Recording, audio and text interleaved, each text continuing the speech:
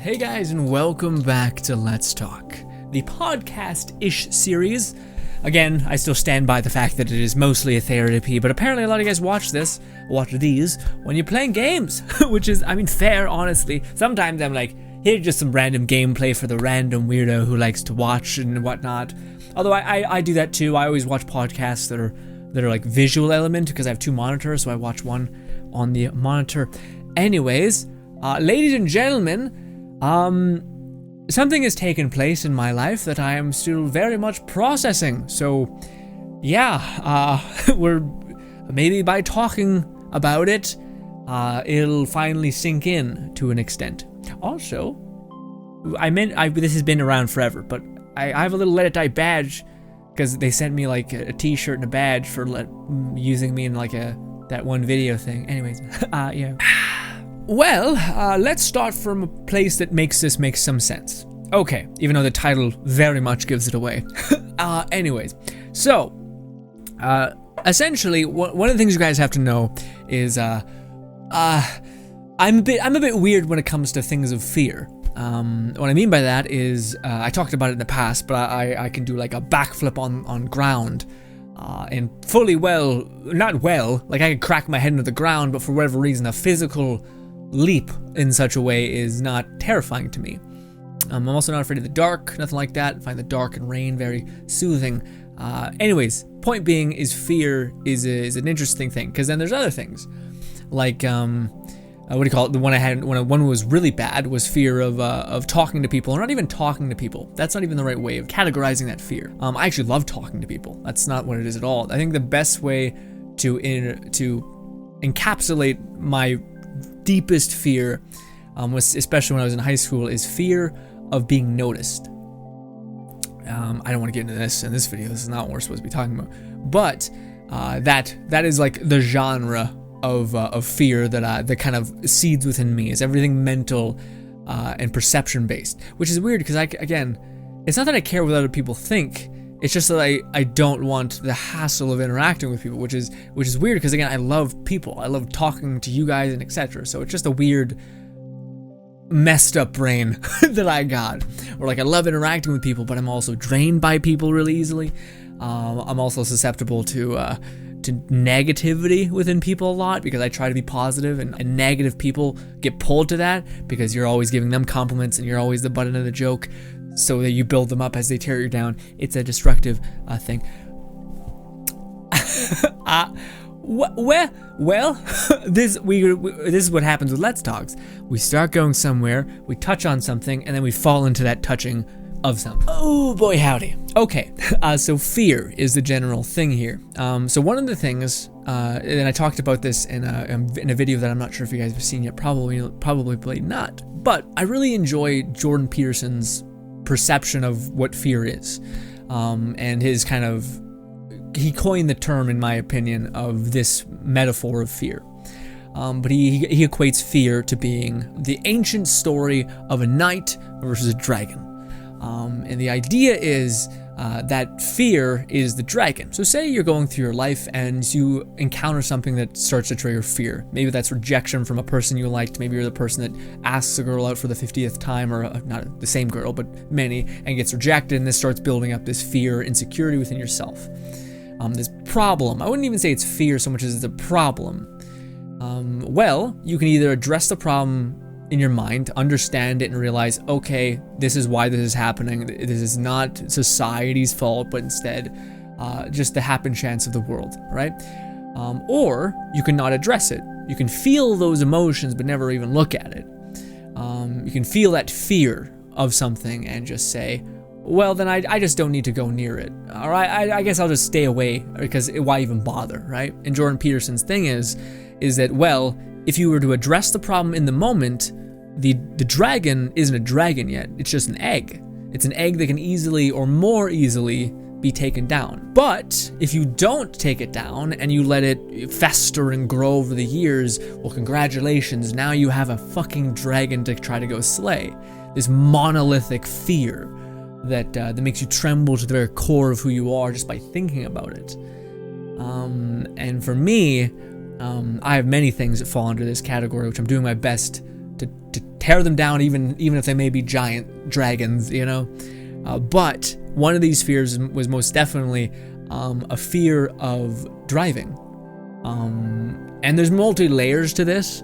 And I know some of you guys are like, what? You mean the thing that everybody does when they turn 15 to 16 is drive a vehicle? Yeah. There's three things with me. One of the things is studying for anything. I've always talked to you guys about it, but my school situation was not that great. So it was always incredibly hard for me to attain or retain knowledge. Well, not true. It was easy to retain any knowledge that I had any interest in, but anything that I was even slightly not interested in, it was fucking impossibly hard. I did it, barely, but I could do it. And believe you me, I tried my hardest too. So that's just me learning. So not only was the testing kind of worrisome because of that reason, is I didn't have any desire to drive.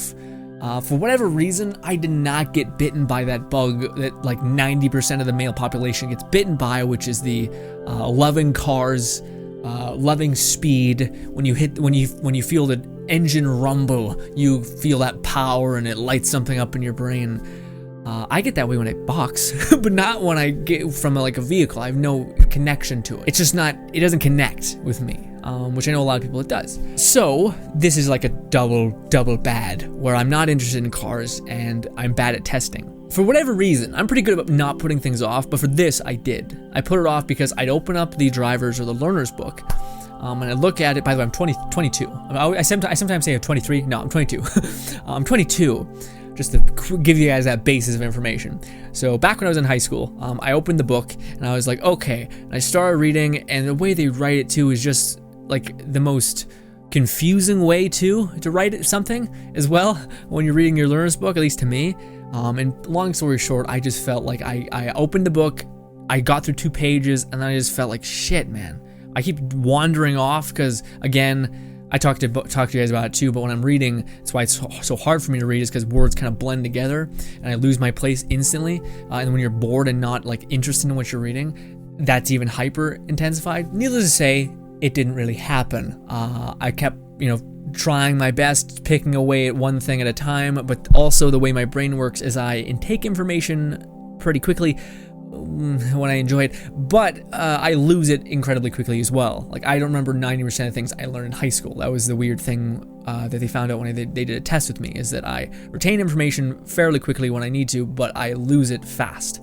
So it's like hyper intensifies if you don't use it, you lose it with me, which is unfortunate because, again, I got through 2 pages a day barely, and of course the other information fleeted.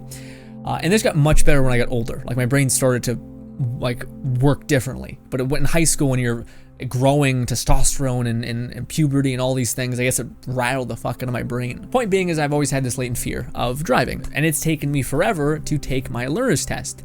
In fact, last year was when I got my learner's. Yep, I was 21 when I got my learner's. It is what it is.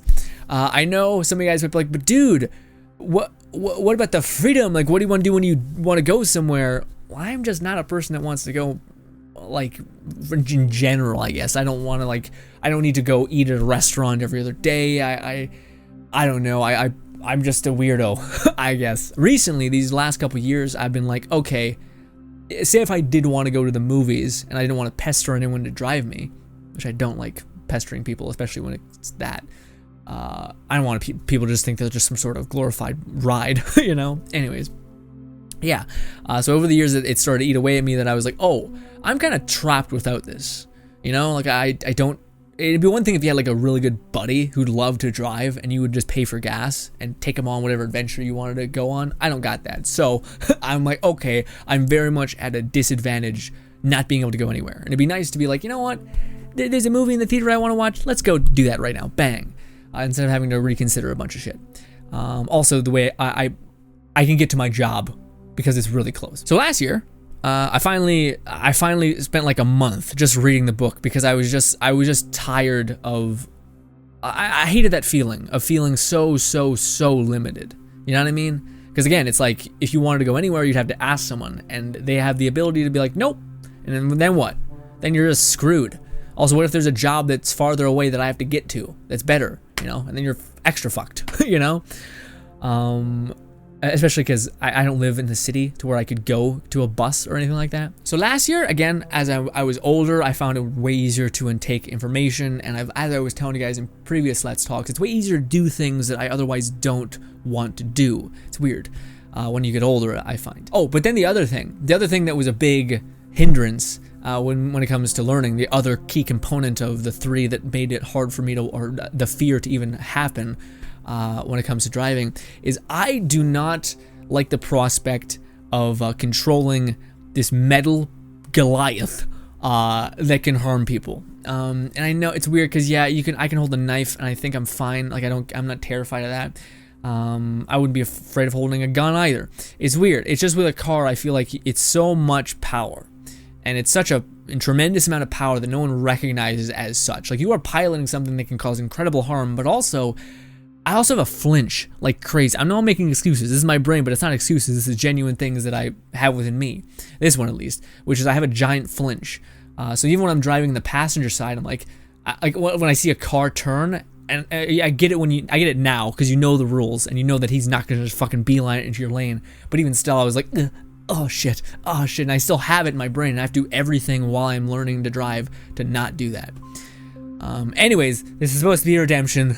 I finally put my head to the grindstone, bang. I wasn't one of those awesome people that got their learners first try, but in my defense, I would have been, okay?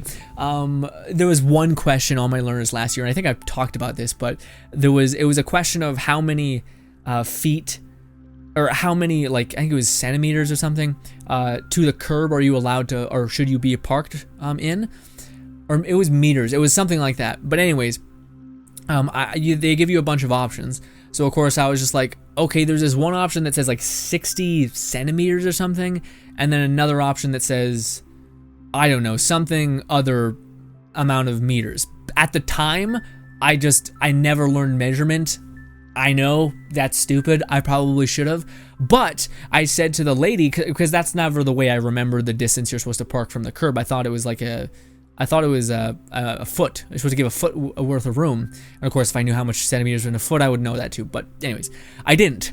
So I was like, okay, well, I know how much the distance is. So there was this lady who was, walking about, and I said, hey, excuse me, could you help me? I'm not trying. I know the answer. I just don't know the answer in the context of the measurement. And I said, see, there's this one, which is 60, 30 meters or whatever it was. There was two that were very close. One was like 60 and the other one was like 30. And I was like, oh, which one is it? Because I said, I know it's a foot, but I don't know that either. And I guess the lady didn't know measurement either, because I explained to her what the distance was. But she said, it's, I think it's 30 or something. And I was like, okay, great, boom. And I hit 30, and it wasn't. And I talked to my dad later, and he's like, no, how do you not know measurements? And I'm like, I'm sorry. It was never necessary. It never came up in my life that I need to know measurements. I'm sorry. Anyways. I just spilled coffee like all over myself. That's great. Also, you guys can't see it, but my fly's down. Anyways, so I was pretty pissed about that, because I could have been one of those people that got it on the first try, and I would have been. I was one question off, and that was, by the way, that was it. I got all of them right except for, well, not all of them right, because you can get 4 or 3 or something wrong, and I basically, I was on the last question. I had to get this one right or wrong, which is why I was like, I don't want to be this way, but I'm gonna try to ask this lady for help, because otherwise I would just use up one of my fails, but I use them all up. So yeah, I was just like, oh my god, and when I failed, and the thing that pissed me off too, is the lady knew I knew that I knew the distance, right? But she made the mess up as well of knowing what the distance was in centimeters or whatever. So when she told me to do that, she's like, and it said, you fail. Because as soon as I was like, this is the right centimeters, right? And she's like, yep, click, and then it said fail, and she went, oh, okay, and she just walked away. Like, she was like, well, I just made you fail, basically. Well, not really, I didn't know either, but still. Well, I did know, I just didn't know the fucking context in which you asked me. Anyways, pissed me off. Yes, so I got my learners the second time around, which is nice. By the way, I was a pool of sweat the entire time. Yeah. Also, I look like a thug a little bit in my learner's license picture, because it was morning when we went, and when it's morning, my face defaults to its resting state, which is apparently hella pissed, because yeah, my picture is me just like this. And I'm like, man, forgive me. If anyone like police officer goes to knock on my window to say like, hey, you were speeding or something. Yeah, I'm generally, when I see people, I'm like, don't be miserable looking and try to show some sort of happiness. So yeah, that's gonna backfire on me in the future. Oh, also another negative is that I did it in winter. So when the clock turns around where I can finally go for my license this year, yeah, I have to go in winter, which may actually have some benefits because the snow will cover the ground, like the parking thing, so maybe he'll be more lenient on me going into certain lanes. Anyways, the whole point of this video, the whole big event that happened in my life is that your boy got a car. That's right.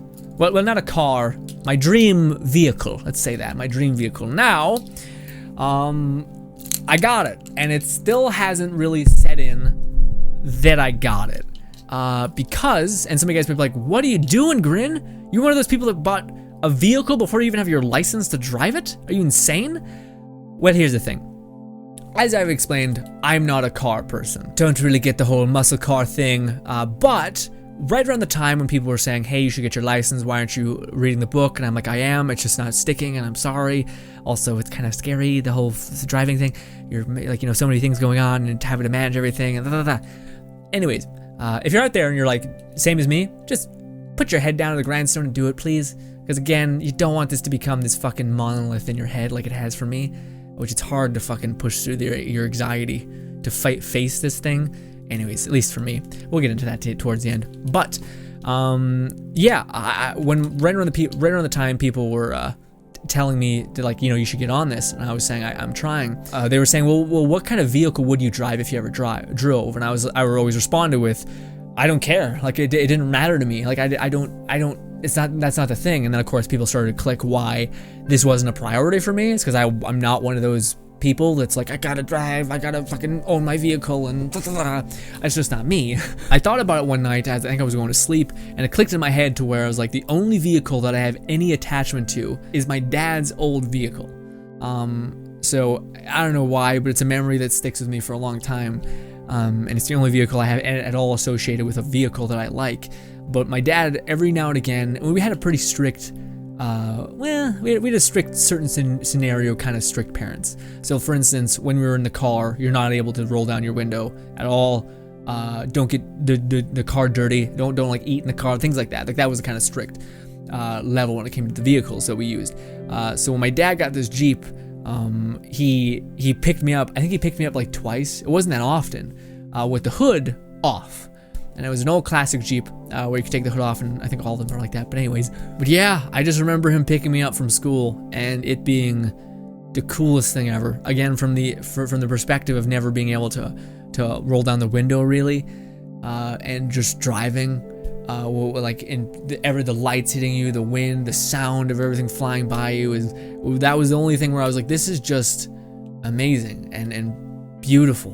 And it's funny because I don't like the prospect of driving, but I love being the passenger. Like I feel like I get my best thinking done when I'm the passenger in a car ride. Anyways, needless to say, that was the only vehicle that I ever thought I wanted.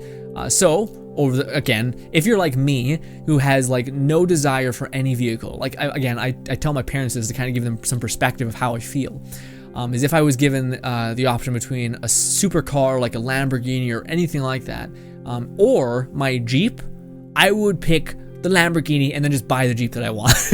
so yeah, or the specific Jeep that I'm probably maybe showing you guys a loop of the vehicle.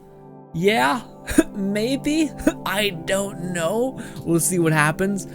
But maybe it's here, maybe it's, I'm just phasing in between reality, who knows. But yeah, to put into perspective, this is the only vehicle that I want. And it's funny because I've been saving for this vehicle forever, to the point where like I saved too much to where my parents were like, hey, you have enough money to buy like a brand new, really decent car. And I'm like, no. And of course I'm like, that's no, not happening. It has to be this car. It's the only car that I have attachment to. I don't care about any other vehicle besides this one because it has that one memory. And again, I'm not a car person, but with this car I am. Of course, over the years we looked around and couldn't find one that really was that one.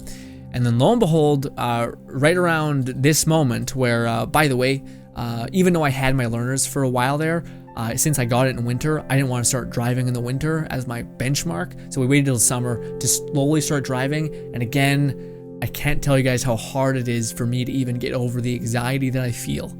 Like again, it is a dragon. It could have been a little egg.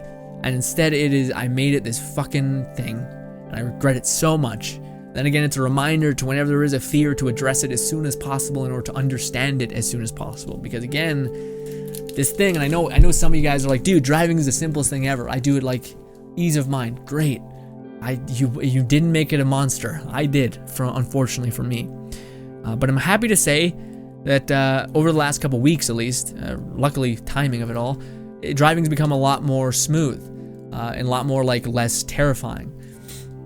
But that being said, I'm taking baby steps. Like I'm not doing like driving around the city yet. I'm on the outskirts of town still, just trying to get used to speed, the turning, the signaling, all these things. Because again, the book has just exited my memory, all the tips, because I got it in winter and I held off on it, so I had to review the book again. Anyways, yeah. So again, this week.